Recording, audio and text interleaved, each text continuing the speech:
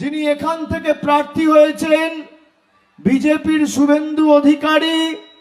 আমি কয়েকদিন আগে দেখছিলাম যে এখানকার সিইও মনোজ আগরওয়াল 7 তারিখ নন্দীগ্রামে বিজেপির কিছু মার্কা মারা গুন্ডাদের নিয়ে ঘুরে বিভিন্ন জায়গায় শুভেন্দু অধিকারীর হয়ে প্রচার করছে। আপনি ভাবুন, এতটাই দুরবস্থা।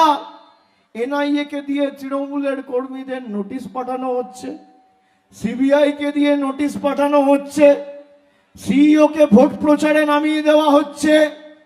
আমি চ্যালেঞ্জ করে যাই এই মাটি থেকে, আমি জানি না শুভেন্দু অধিকারী ইলেকশন এজেন্ট কে, কিন্তু আমার মনে হয় আপনি নির্বাচনে লড়ছেন আর আপনার ইলেকশন এজেন্টের নাম মনোজ আগরওয়াল। আর আমি চ্যালেঞ্জ করে যাচ্ছি যে আপনার ইলেকশন এজেন্ট আপনাকে নন্দীগ্রাম আর অমিত শাহর ইলেকশন এজেন্ট জ্ঞানেশ কুমার বাংলায় বিজেপিকে জেতাতে পারবে না, আর নন্দীগ্রামেও মনোজ আগরওয়াল আপনাকে জেতাতে পারবে না। এখানে ধমকানো চমকানো হচ্ছে, নোটিশ পাঠাচ্ছে, আমি সব নজর রাখি।